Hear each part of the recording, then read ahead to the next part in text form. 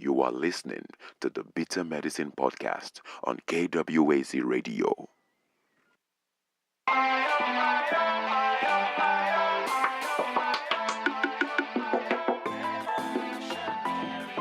Welcome to the Bitter Medicine Podcast, where it's all about Black empowerment.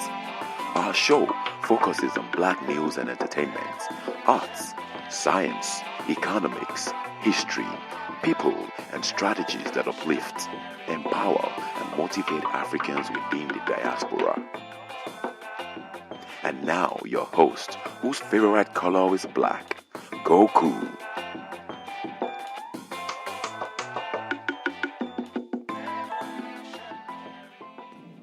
Welcome back to the Bitter Medicine Podcast. This is your host, Koku.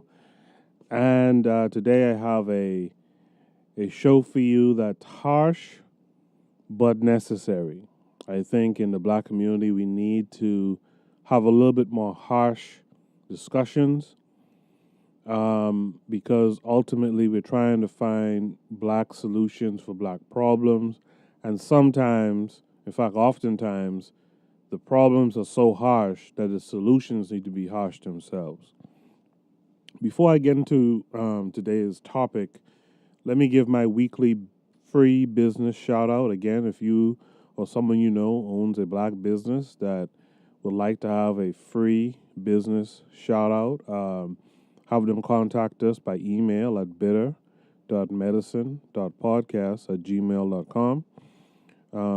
Give us the name of the business, the industry that it's in, and the website where they can find you, website and or physical address, where they can find you, where our listeners can find you, and we'll make sure to give you a shout out on the next 3 broadcasts after you submit your business. The first business today has become a regular now on the show. That's Stephanie Renee's Salon, located at 1614 West Main Street in Kalamazoo, Michigan, zip code 49006. You can reach Stephanie Renee's Salon at 269-459-6535. That's 269-459-6535. Stephanie Renee's Salon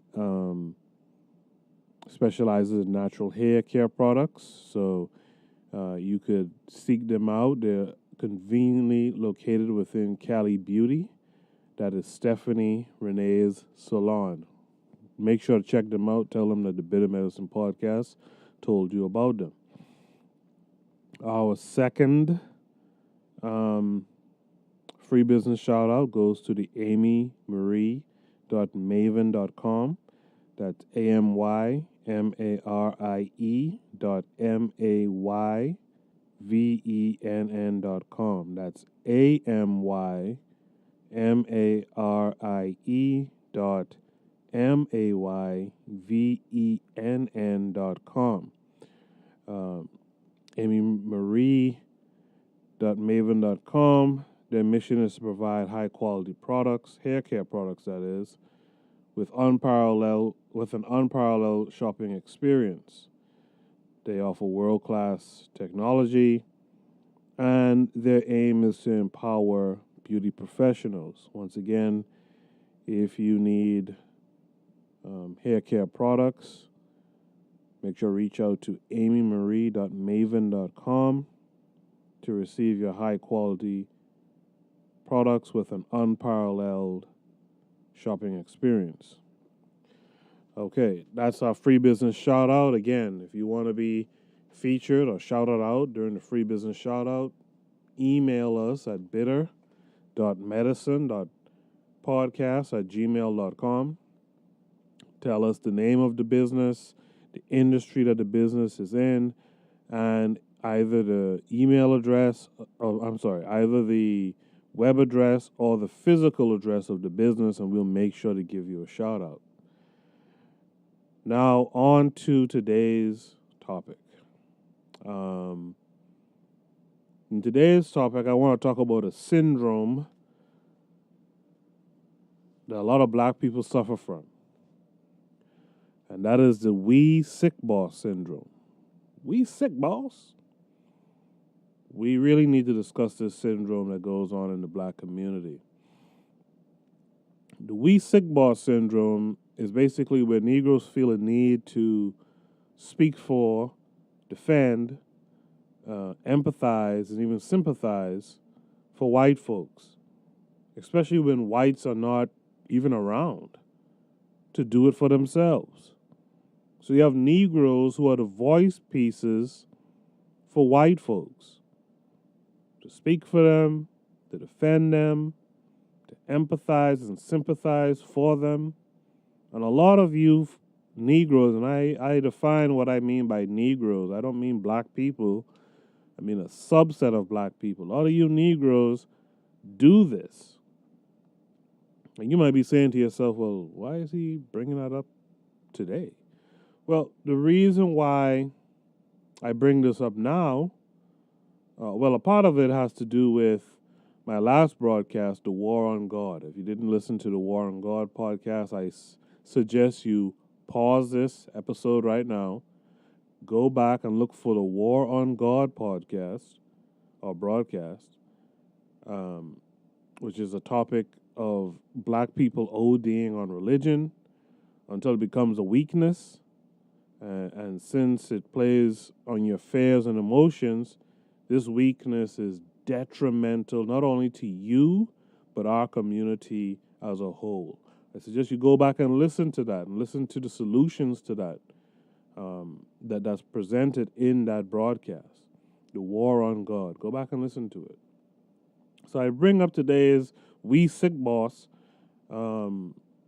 broadcast partly because of that, kind of an extension to that last broadcast that we did. But the other reason I'm bringing it up is because of what's been going on over the past week or so in society. White celebrities, or so-called celebrities, have been committing suicides. You had Anthony Bourdain, the chef, TV host, who traveled around. One of the shows was a travel show. He went different places and he ate weird foods. Like, for example, I could remember he went somewhere in South America and ate a rotted cheese that they find to be a delicacy, where there's living maggots in the cheese, and that's supposed to be some big thing. And the other celebrity, white celebrity to be specific, who committed suicide recently was some Kate Spade. I'm not very familiar with Kate Spade. I was a bit more familiar with Anthony Bourdain. But Kate Spade is apparently an American fashion designer and a businesswoman.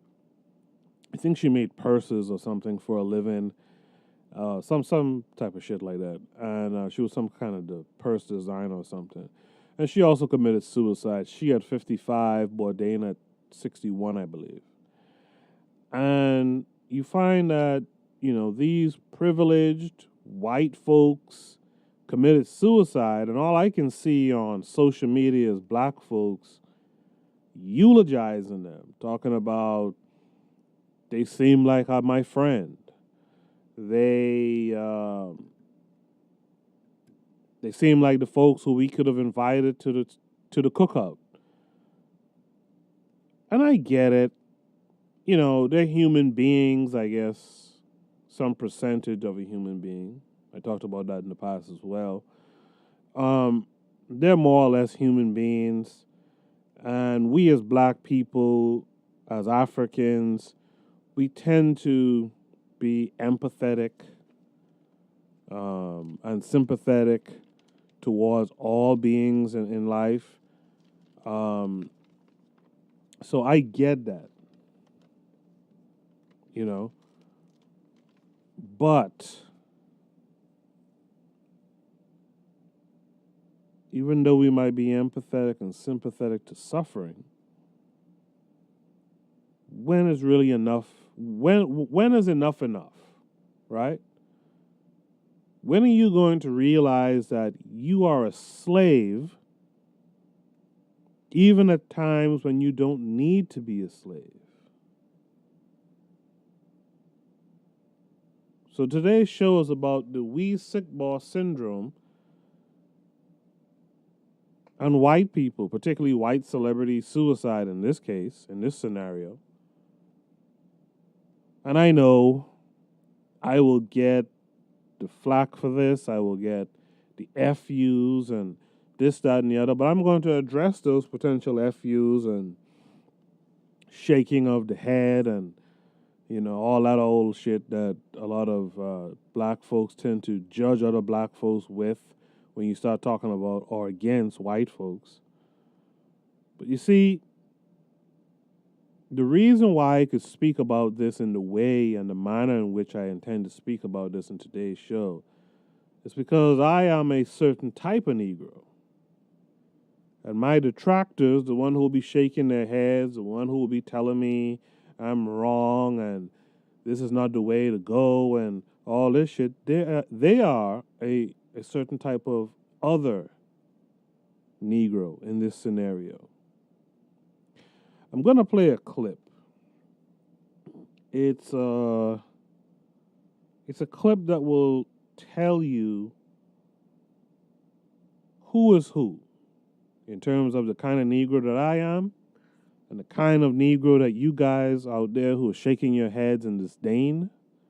It'll tell you who you are. I'm going to play this clip, and I want you guys to listen intently to the clip. It's probably a clip you've heard before, but it's necessary all the same. Take a listen.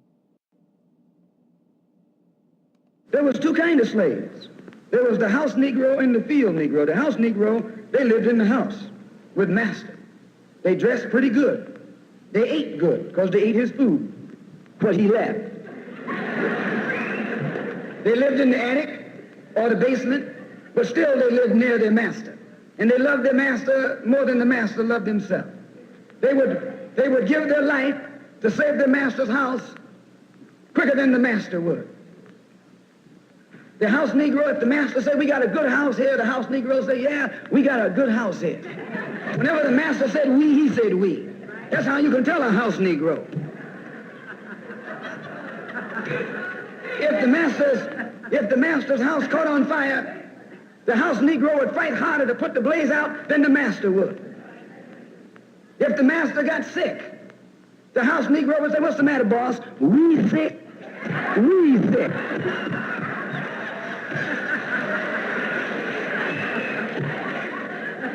He identified himself with his master more than his master identified with himself.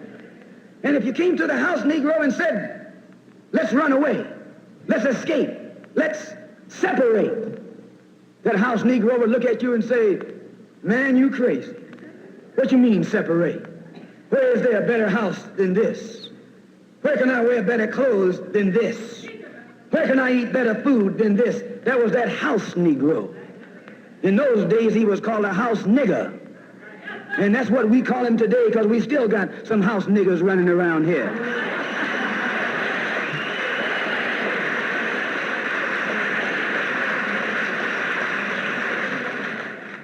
This modern house Negro loves his master. He wants to live near him.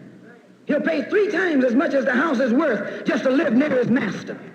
And then brag about, I'm the only Negro out here.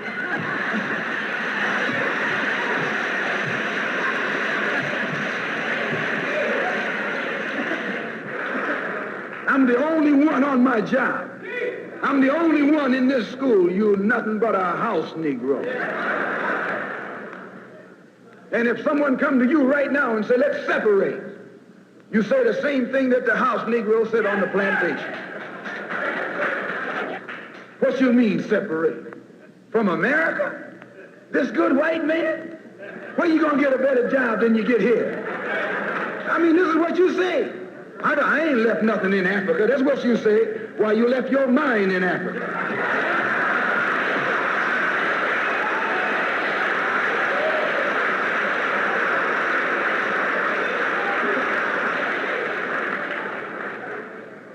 On that same plantation, there was the field Negro.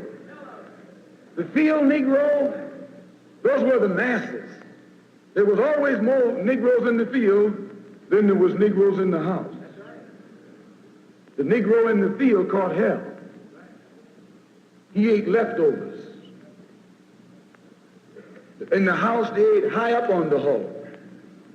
The Negro in the field didn't get nothing but what was left of the insides of the hog. They call them chitlins nowadays. In those days, they call them what they were, guts. That's what you were, a gut eater. And some of you all still gut eaters.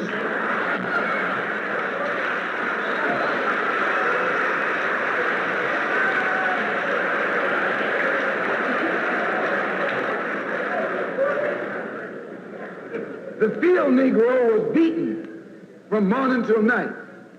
He lived in a shack, in a hut. He wore cast-off clothes.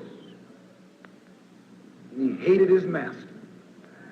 I say he hated his master. He was intelligent.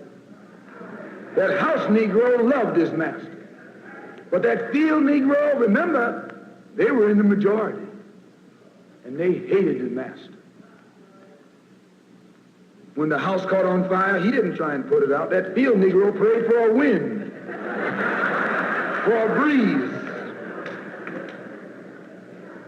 When the master got sick, the field Negro prayed that he died. If someone come to the field Negro and said, let's separate, let's run, he didn't say, where are we going? He said, any place is better than here.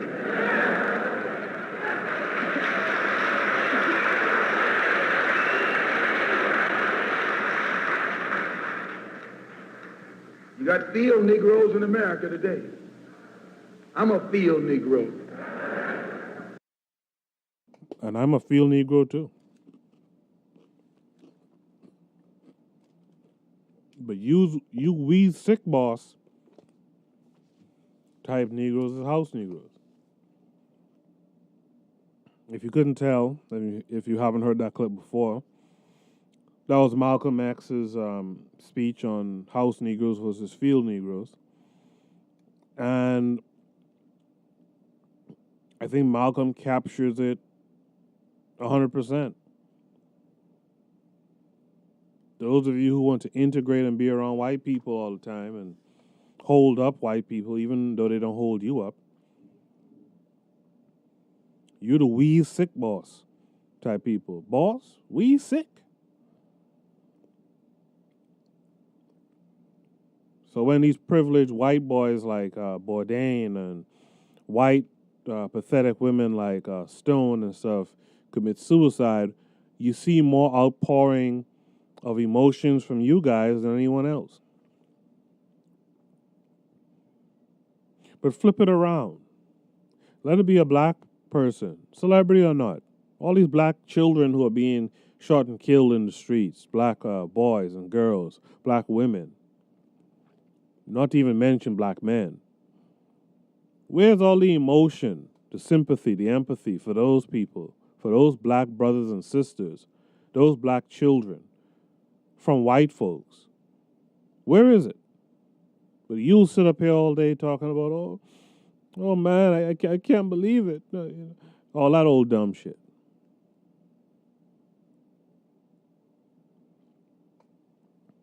The we sick boss syndrome comes from house slaves. And some of you, truth be told, inherited the gene. I'm not saying you're bad people, but you're doing a very bad thing. Let me say that again. I'm not saying that you're bad people. You're black people, you're Africans. I'm not saying that you're bad people, but you're doing a very bad thing. The relationship that you have with white folks is a one-sided relationship, and it's time that you acknowledge it, and it's time that you rectify it. Even if you're not rectifying it for yourself, do it for your lineage, for the generations to come after you. And do it so you could stop being hypocritical. Let me tell you why I say you're being hypocritical.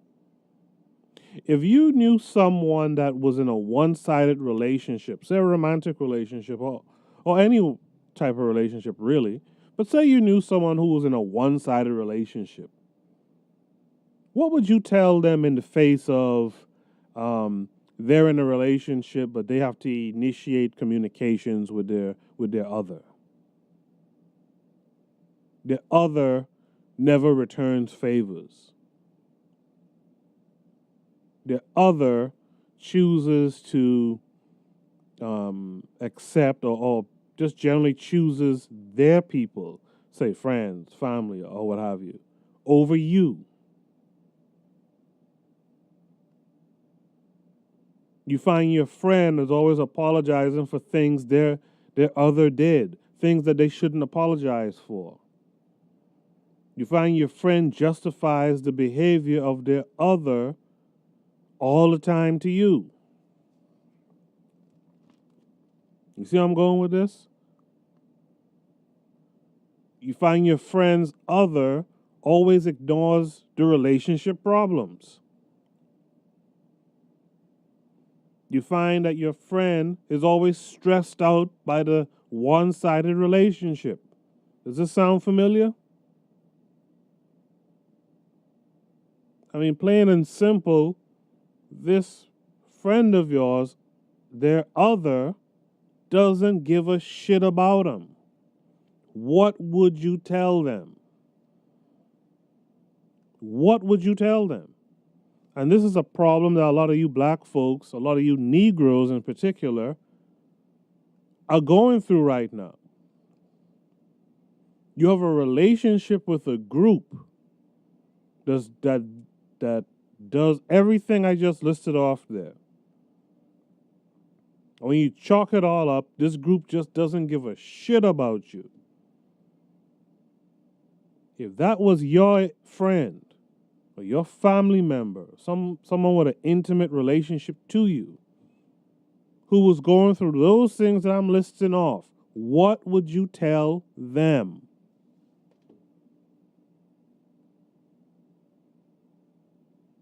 And would it be the case that what you would tell them is somehow, for some reason, different from what you need to be telling yourself based on the one-sided relationship that you have right now with a group of people?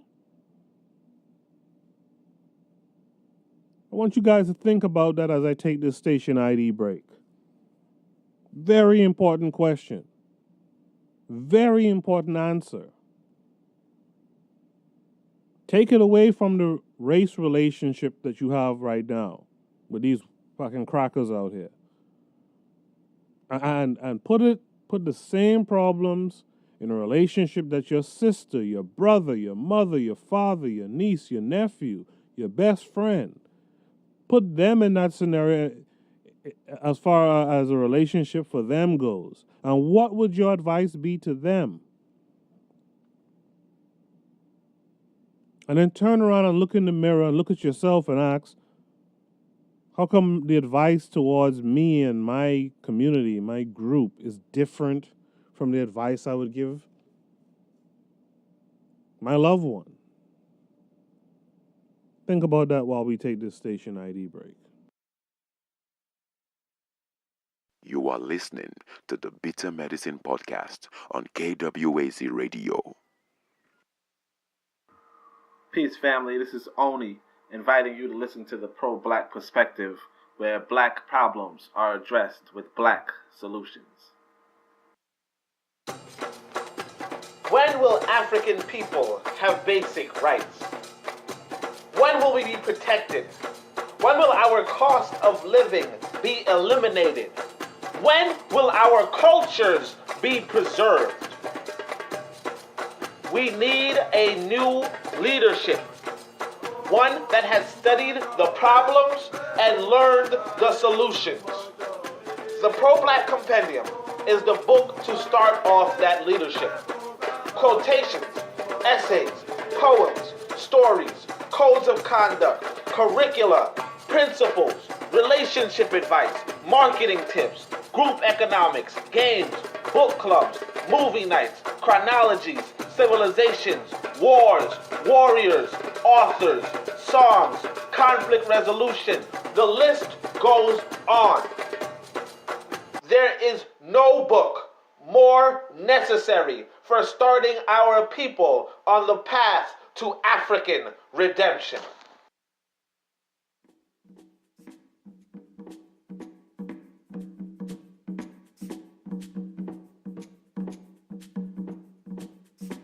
Greetings, family. This is Koku, host of the Bitter Medicine Podcast.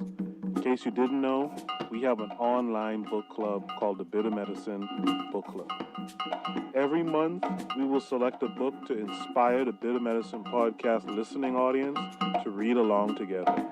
At the end of the month, we will have a call-in show and book discussion. This is a great, dynamic way for readers to not only enjoy a book, but also have others to bounce ideas off of. They say if you want to keep anything away from black people, put it in a book. Don't allow this to be true. Head over to bittermedicineblogs.com and subscribe to our newsletter for important updates. Do that today. Join our reading collective today and empower yourselves, your family, and your community. Peace and blessings.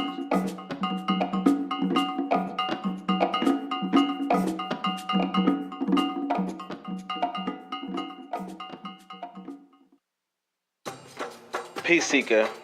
Malcolm X, John Henry Clark, Joseph Ben Yakinen, Edward Porkchop Davis, and others took notes from Carlos A. Cooks and might not have obtained their nationalistic fervor nor worldview had they not heard Cooks. This is Oni from the Pro-Black Perspective, author of the Pro-Black Compendium, and Zubiri and the Maroons of Ma'ah. I scanned 2 out-of-print books valuing $800 new on Carlos A. Cooks, the foremost black nationalist after Garvey, and added Cooks magazines into one ebook that I can send you for your reciprocity. Send some love to cash.me/$ABSONI with the subject Carlos and your email address, and if your love is strong for your people, you'll get a book. If your love is too weak, you'll get a refund, and you should double your love next time. Carlos is the missing link, who was probably the greatest mind in the world from 1940 to 1966, standing over King and Malcolm like a giant over midgets. These are the missing pages of black history from the 1940s to the 1960s. I just need you to believe in your way of reciprocity, and as you give, you will receive. Cash.me/$ABSONI. Show me you value your story.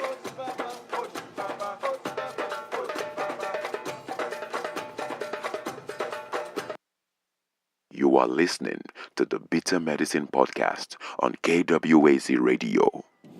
Welcome back to the Bitter Medicine Podcast. I'm your host, Koku, and this is the Bitter Medicine Podcast on KWAZ Radio.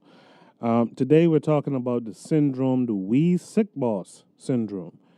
In the first segment, we discussed what it is that we mean by We Sick Boss, and that's when black folks basically start to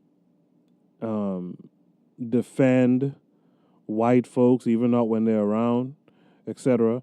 And we played a clip from Malcolm X, who spoke about the house Negro versus the field Negro. And essentially, the house Negro is where you get that We Sick Boss syndrome from. A lot of you Negroes have it. And a lot of you Negroes, if left unchecked, will pass it along to your generations to come. And all that's going to do is weaken us as we move through time.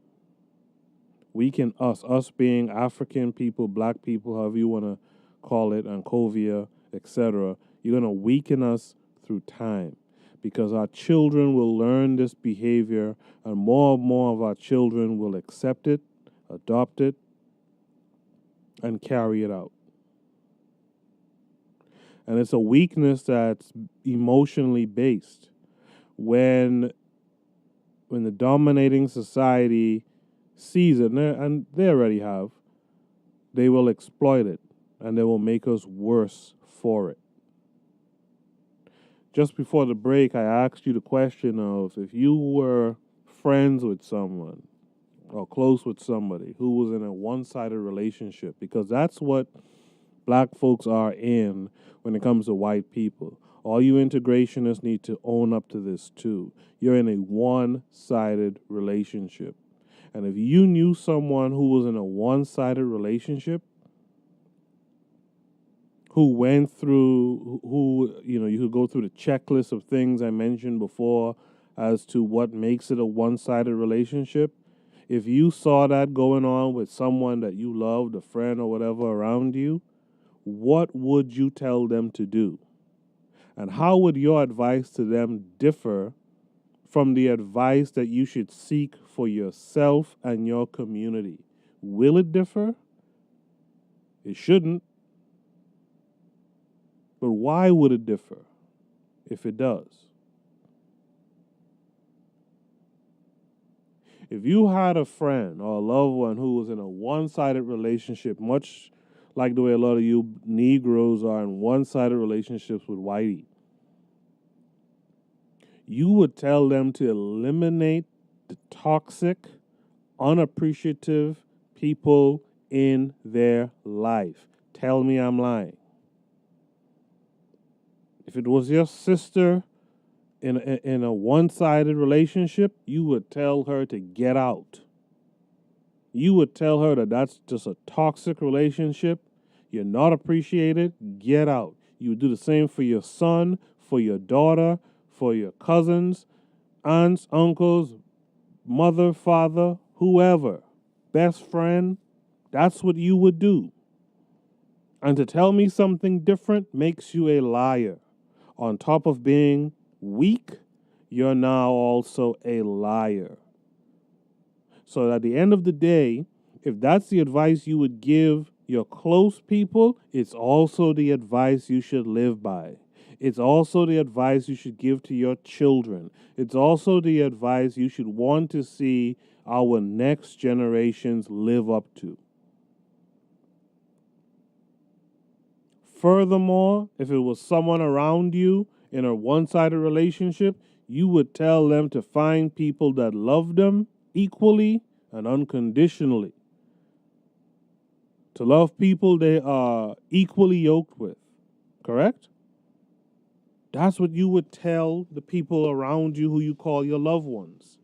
So then why is it so many of you Negroes are living in opposition to something you would tell loved ones around you if they were dealing in a one-sided relationship? So the fact that you're dealing in reality in a one-sided relationship with these white folks, why is it when one of these white folks kills themselves or some shit like that, or dies or whatever, you all of a sudden become the most sympathetic human being around? You post this stuff on social media where young people are seeing this shit, children are seeing it, and they're learning from your decrepit behaviors.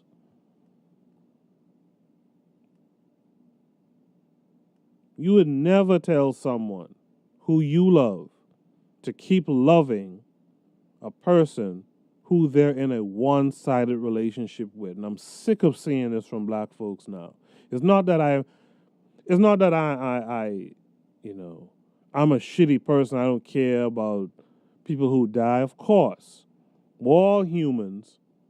Well, some of us more so than others. Some of us are Neanderthals. But we're humans, and so, yes, there's that factor of, wow, you hate to see a life lost and this, that, and the other. But at the same time, you have to play the game the way the game is being played towards you. When your children and people who look like you are being murdered and killed out here, these fuckers don't care about your feelings. They're not sympathizing and empathizing with you. So why are you showing them that you sympathize and empathize with them? Do you know, once you do some dumb shit like that, do you know that causes it to be hard on all of us? When the house Negro did that bullshit back in the day, do you know that made it hard on the field Negro?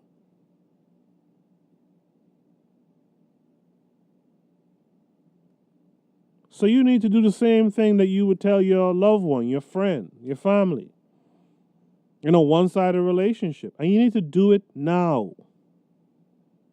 Or else your children, your children's children will inherit your sickness. And that sickness is we sick boss. Your sickness is white people's sickness.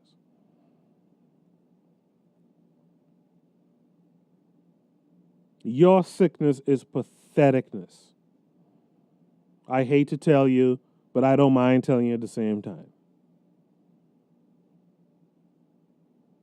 And what's so crazy is some of you are in advanced stages of the we sick boss syndrome.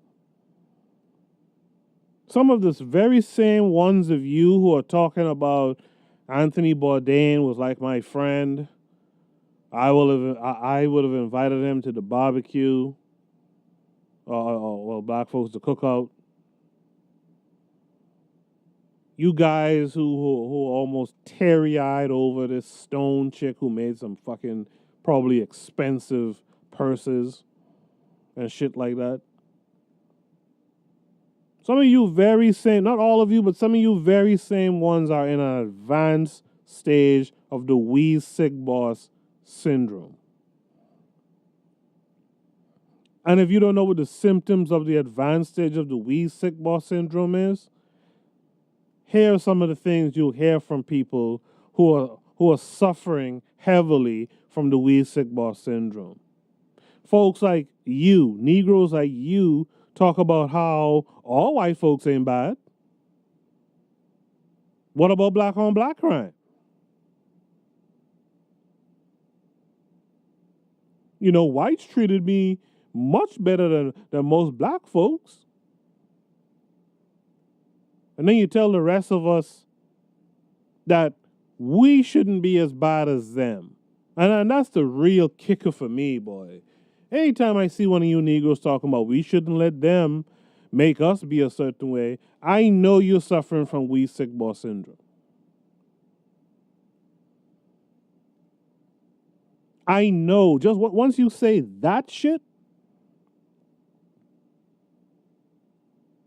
you're just ready for someone to come and stick a thermometer up your ass and read your temperature to confirm that you suffer from we sick boss syndrome.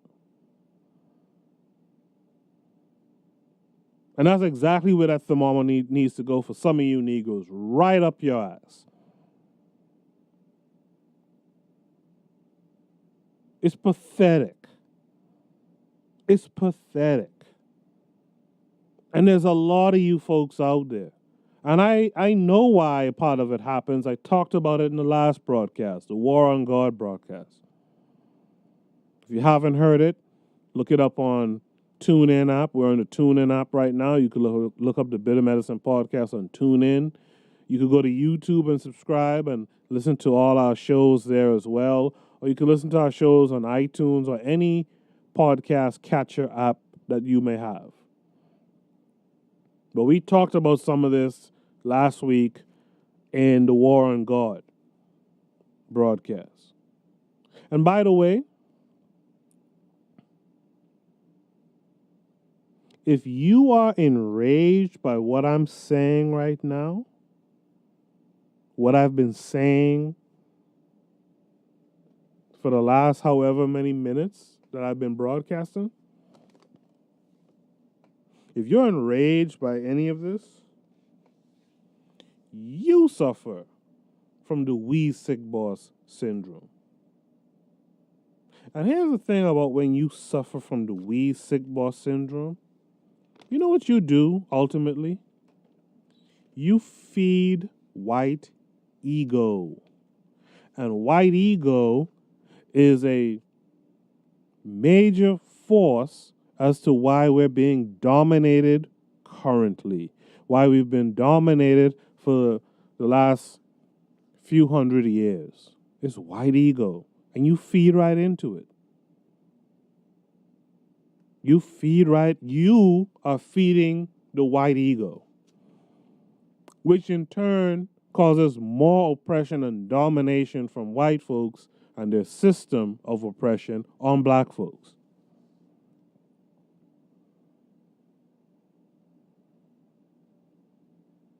You know what's kind of a kicker, too? And this is a thing I wrestle with often. I learned a long time ago that you can't save everybody. Did you ever learn that? I learned that you can't save everyone. You have to let some motherfuckers perish. And that's a hard thing for me sometimes. Some of you Negroes have no problem letting the beast, the dragon, devour you. But sometimes, and I guess it's really with you on the fence, Negroes, too, it becomes a little difficult. I'm getting better at it now. I'm recovering. But some of you Negroes have to perish. Some of the greatest Pan-African nationalists felt that way too.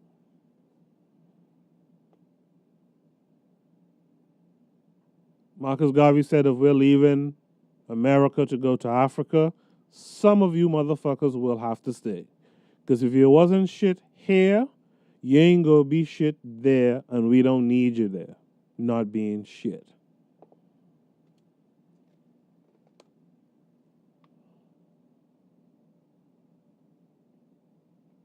There's a train of thought that when you suspect someone of having the we sick boss syndrome, that the rest of us should essentially orphan you. Leave you to be an orphan. Because oftentimes by the time you start to display that we sick boss syndrome bullshit, you're too far gone. You're too far gone. And reasoning with you will only make you vindictive and dangerous to the black community, to us African folks. You Negroes with the we sick boss, you house Negroes with the we sick boss syndrome, reasoning with you just enrages you. It infuriates you. So much so that if we're not careful, you'll be attacking black folks more savagely than white folks do. On top of that, you'll be defending white folks even more aggressively than you were before. So this is the danger that you possess. Trying to use logic and reason with you fuckers makes no sense.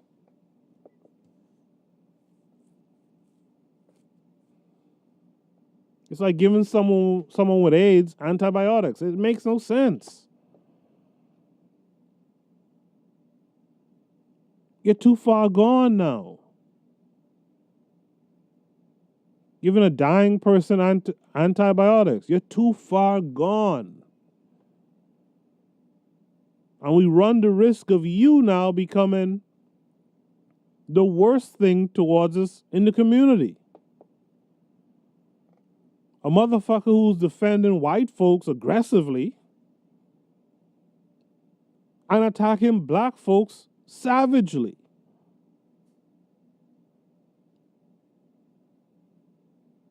By the way, when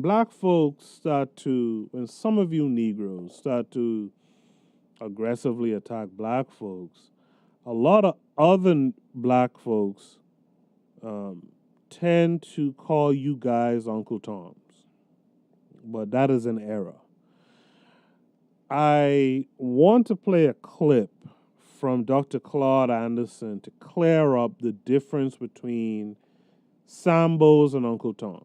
Dr. Claud Anderson will break this down for you. What is an Uncle Tom? And it's important to identify and distinguish what an Uncle Tom is. And let me find the clip of our brother, Dr. Claud Anderson. I want you guys to take a listen to this, okay? And then I'll come back on the other side and break some stuff down. Now, This whole meritorious manumission policy is in effect, moving along at the same time, this control system. About 1852, a lady named Harriet Beecher Stover wanted to write about it. So she then wrote about the whole thing. She interviewed a guy whose name was Henderson, which you all know as Uncle Tom. He then told about the story. She wrote a book called Uncle Tom's Cabin. But in that book, contrary to what most people think, Uncle Tom was not the bad guy. The bad guy was Sambo. And so I'm asking you all as my brothers and sisters, please in the future don't call a black guy who you know is worthless and trifling. Don't call him an Uncle Tom. That's complimenting him.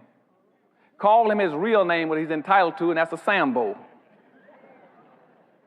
Any black person sells his own people out and will do them in, he is a Sambo. Now, what is a Sambo again? Going back to meritorious manumission in 1710, the whole conditioning process, the whole brainwashing system, the whole social engineering system says that you must teach black people to see the world through the eyes of whites. You must see everything through their eyes. You must accept their values, their superiority, whatever they think and feel, and that way we got you contained.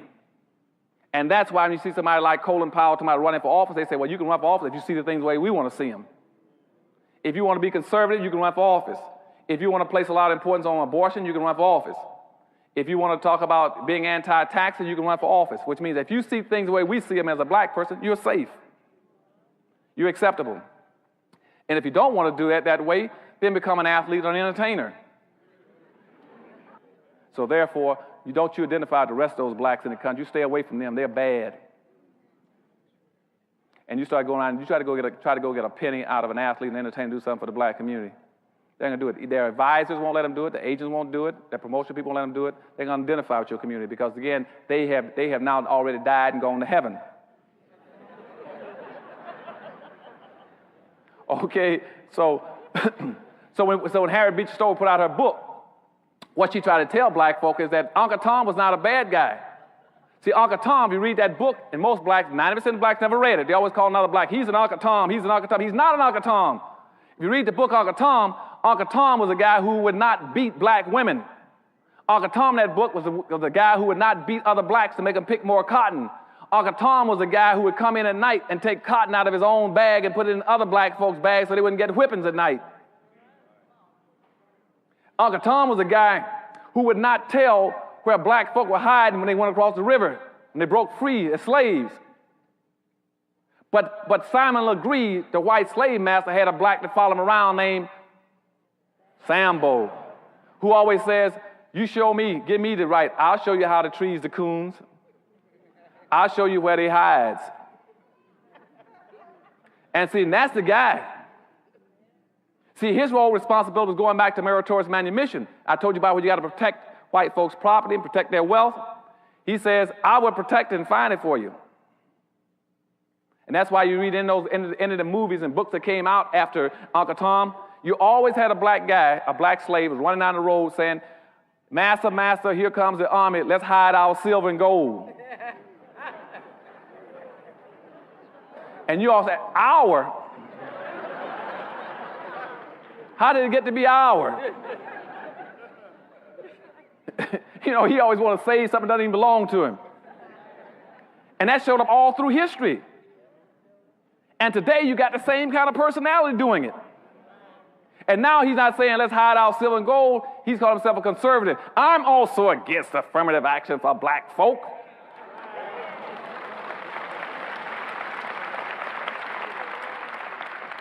I'm against quotas. I'm against preferential treatment. Even had one running around talking about he wanted to pass a law to stop black folk from discriminating against whites. You still got that kind of personality that always wants to protect something, protect the strong. You always got that kind of Sambo personality. And nowadays, the best way to get rich is to say, I'm going to protect that master's gold and silver, and I'm going to be against them black folk.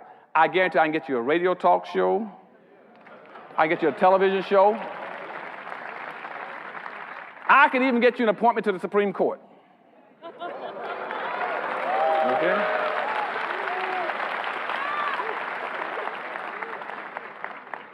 You tell me how many black folk you want to sell out, and I guarantee I'll show you how to make money. Because you see, every ethnic group, every religious group, every racial group, every political group has always made money off of black folk. Okay? And what I'm going to start talking about in Powernomics when I come back here in the fall is to show you all one thing. I'm going to tell you time is up. You have made, as a race, you made every religion, every ethnic group, every racial group rich. There is nobody else left on earth to make rich but yourselves.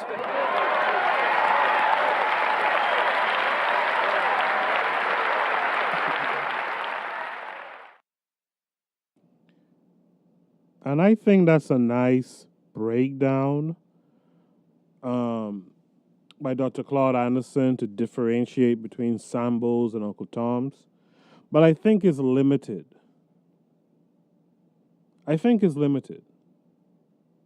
Because at the end of the day, both of these fuckers, the Sambo and the Uncle Tom, suffers from the we sick boss syndrome.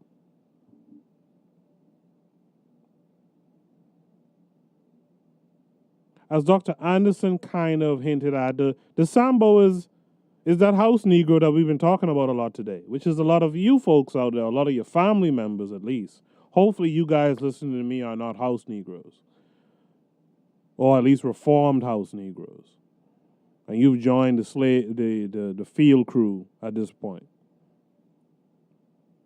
But a lot of pro-black, black community people, black conscious community people are Sambos too. Because there's a lot of you who are the ones who are caping for these white fuckers who are committing suicides now. Who you're sick now because of their sickness.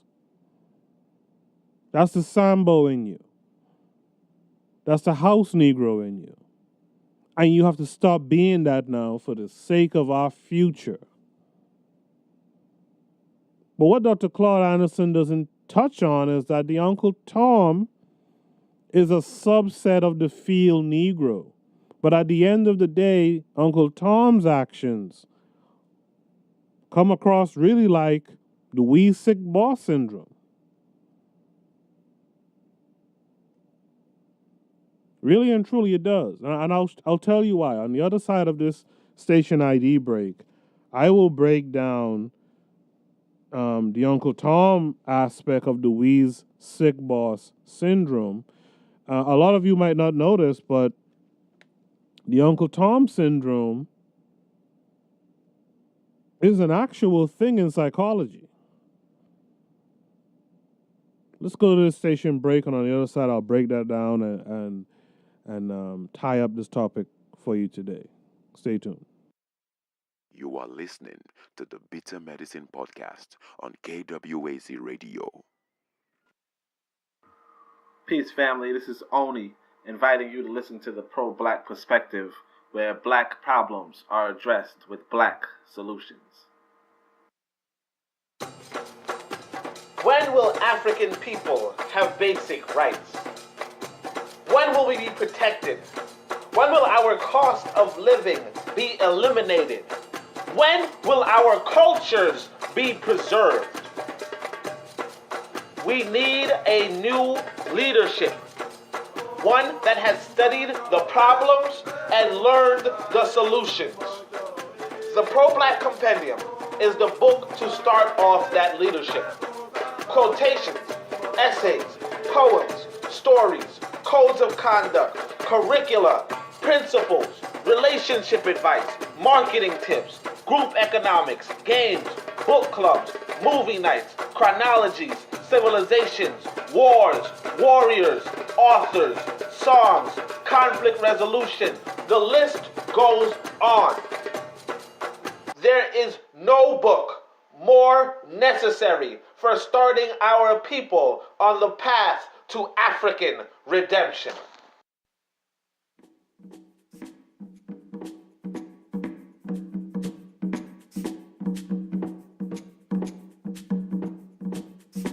Greetings, family. This is Koku, host of the Bitter Medicine Podcast. case you didn't know, we have an online book club called the Bitter Medicine Book Club. Every month, we will select a book to inspire the Bitter Medicine podcast listening audience to read along together. At the end of the month, we will have a call-in show and book discussion. This is a great dynamic way for readers to not only enjoy a book, but also have others to bounce ideas off of. They say if you want to keep anything away from black people, put it in a book. Don't allow this to be true. Head over to bittermedicineblogs.com and subscribe to our newsletter for important updates. Do that today. Join our reading collective today and empower yourselves, your family, and your community. Peace and blessings.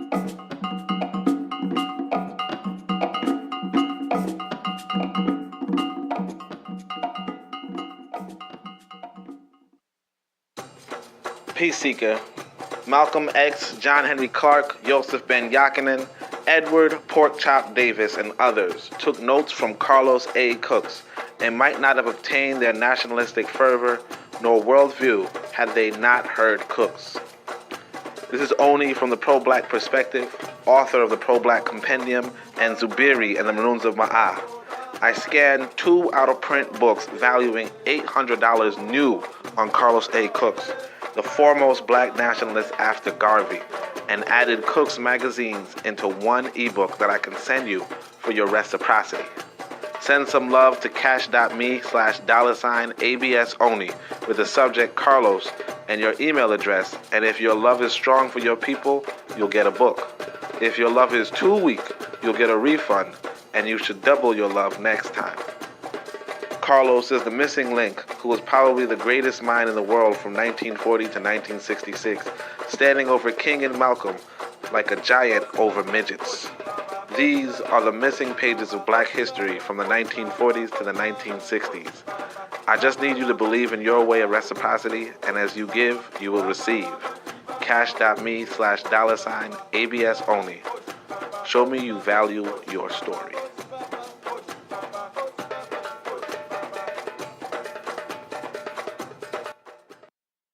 You are listening to the Bitter Medicine Podcast on KWAZ Radio. Welcome back to the Bitter Medicine Podcast on KWAZ Radio. I'm your host, Koku, as you already know. And today we're talking about Dewey's Sick Boss Syndrome. And just before that last break, I talked about, I actually played a clip from Dr. Claud Anderson, who was talking about what is an Uncle Tom. And it was a nice breakdown of the distinction between the Sambo and the Uncle Tom, and I can't disagree with what he said too much, but I like to add that the Uncle Tom is really a subset of the field Negro. Now, in today's show, we've been talking about how the Dewey's Sick Boss Syndrome is passed down from generation to generation from these house Negroes who saw themselves as representative of and spokespeople of white folks in this one-sided relationship that black folks tend to have with white folks from slavery to now. The Uncle Tom is more like the field Negro, is a subgroup of the field Negro, but the Uncle Tom's actions also kind of display a we sick boss syndrome as well. And as I left off, my final question before the break was, do you know there is a psychology theory called the Uncle Tom syndrome?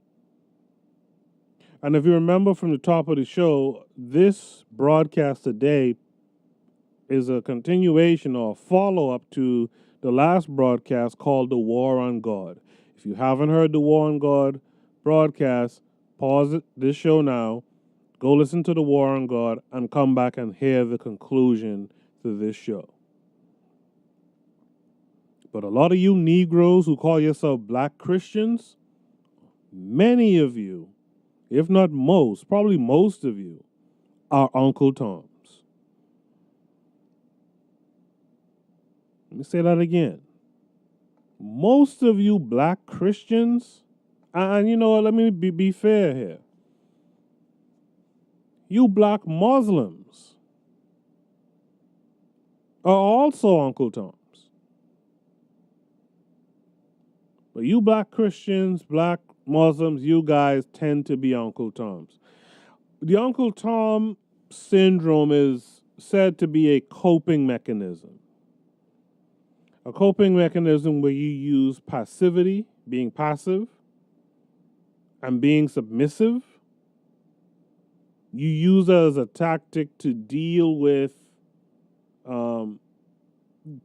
threats from a dominating society, essentially. Now, even though you feel a certain way, you'll never speak up about how you really feel. Instead, you'll just be passive and you'll submit to whatever it is the dominating society wants. The problem with that tactic, and this is what MLK and them used to do too. And I know a lot of you hate me now because of my take over the time I've been putting out these broadcasts, my take on MLK, but I speak truth to power. Hate me if you want.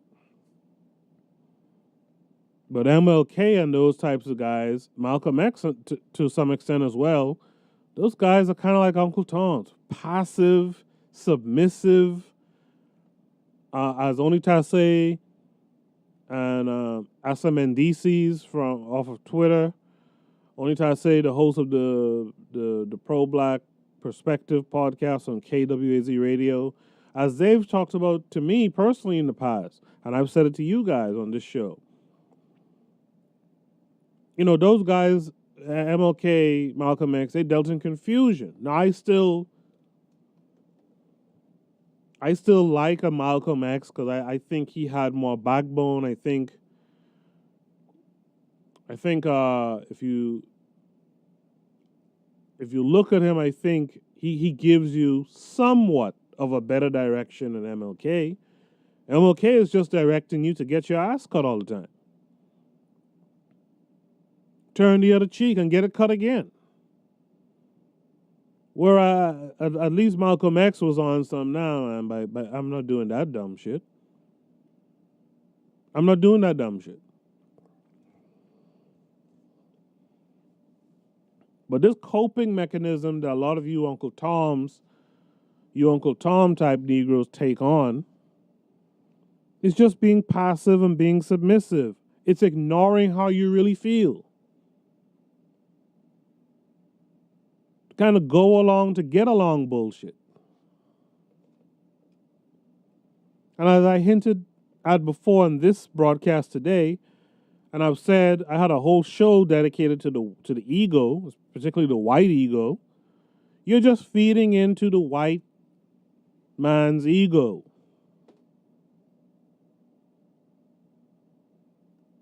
This is essentially the we sick boss syndrome. Because that's what we sick boss was. We sick boss? You're feeding into their ego. So both the Sambo and the Uncle Tom is bad.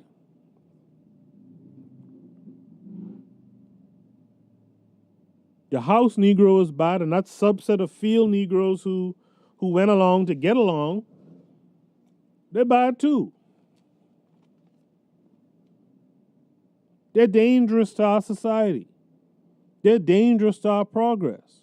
And it's time for all of you who fall under either one of those categories to stop it now.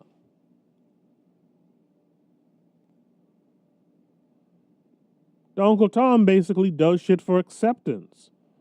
The house Negro did shit for acceptance. All you integrationist Negroes are doing this shit for acceptance. All you Negroes out here bleeding hearts for some cracker who committed suicide is doing that shit for acceptance. Down low at your core, you're doing that for acceptance. I say if white folks want to kill themselves, fuck off and kill yourself.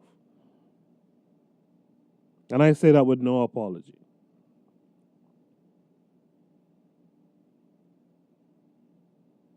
Some people say Uncle Tomism, Samboism is a survival technique. But you know what's also a survival technique? Fighting back and winning is a survival technique also. So miss me with the bullshit of Uncle Tomism and Samboism and that wee sick boy syndromeism. Fuck all of that. You want to survive? You want a technique that allows you to survive? You fight. And you win the fight. That's your survival technique. That is your survival technique.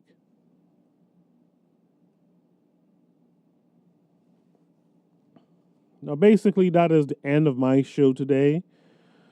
But before I go, I just want to say that I care about us. I care about black people. And the thing I will admit is true about these celebrity deaths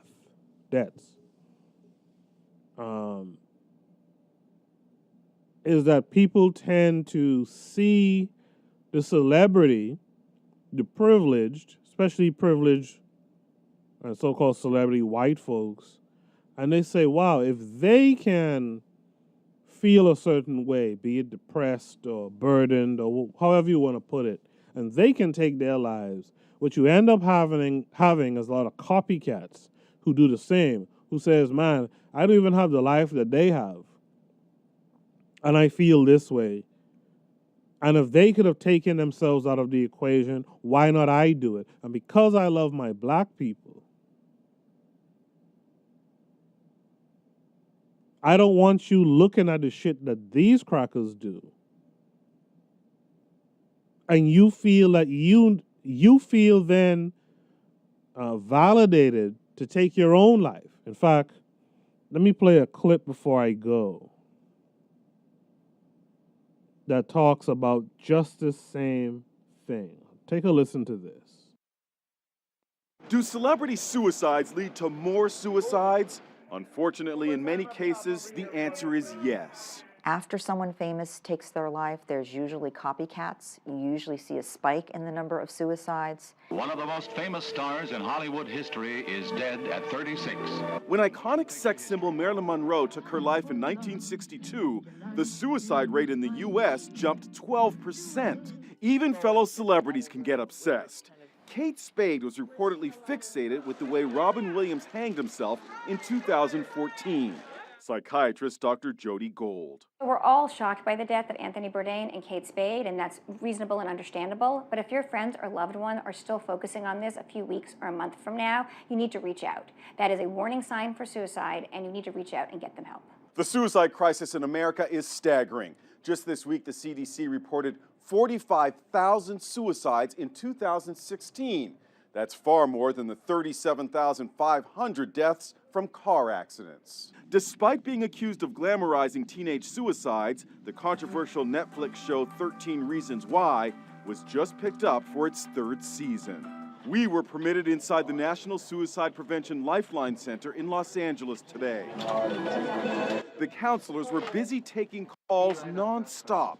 We spoke to Dr. Keita Curry. We saw an uptick in calls after Kate Spade's death, and we've already seen an uptick in calls this morning as well.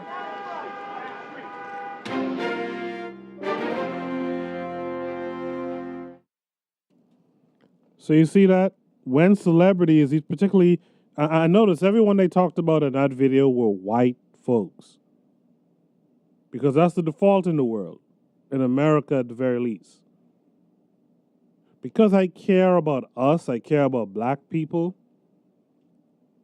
even though suicide rates are generally lower amongst blacks or Africans in America than whites, suicide and mental health issues do affect us. Most of us are suffering from post-traumatic slave syndrome and some type of PTSD, seeing our brothers and sisters, our parents, our uncles, our family, our friends, our people, seeing them being killed in the streets, murdered by these police, so-called police soldiers, and receiving very little, if any, justice. So we suffer from the post-traumatic slave syndrome. We suffer from PTSD as well. And we need to talk about suicide in our community. We need suicide prevention. We need efforts to prevent and to stop our youth from thinking that suicide is the way out. This is what we need to do for ourselves as black people. So, if you or someone you know is suffering,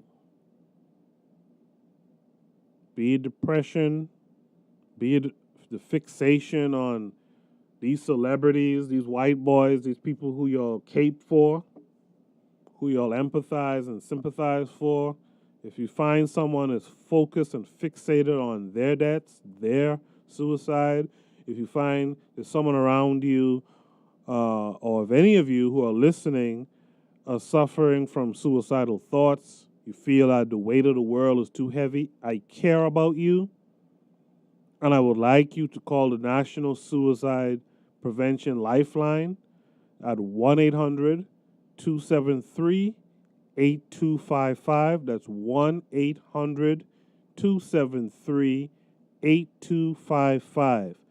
That prevention lifeline is open 24 hours a day, 7 days a week. I care about you as black people. I'm not so concerned with anyone else. I care about you as black people. I particularly care about the black youth, but I care about all of us.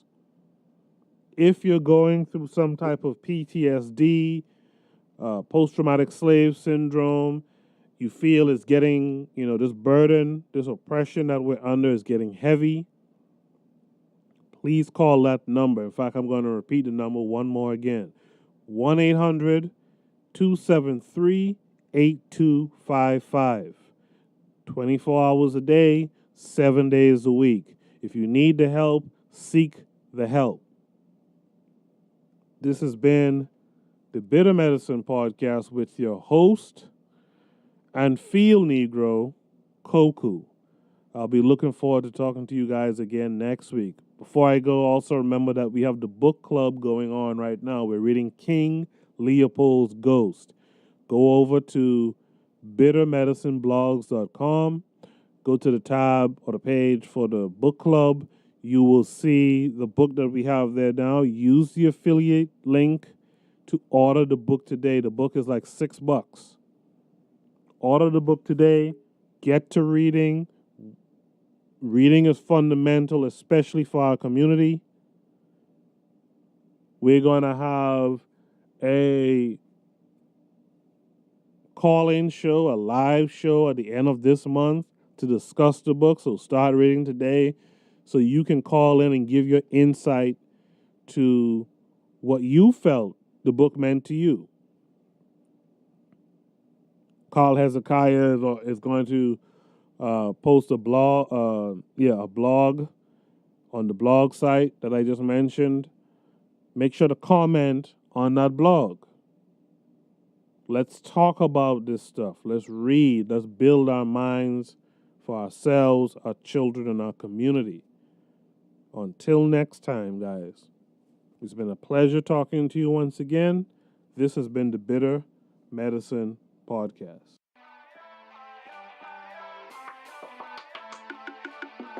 Thanks for listening to the Bitter Medicine Podcast with your host, Koku. If you like what you just heard, we hope you pass along our web address, bittermedicineblogs.com, to your friends and colleagues, and share our show to all your social media. Be sure to check out our archive section on our website for previous podcasts. This has been a KWAZ radio production. Join us next time for another session of the Bitter Medicine Podcast. Follow us on Facebook at Bitter Medicine Show, Twitter, Bitter Meds, Tumblr, Bitter Meds, Instagram, Bitter Medicine.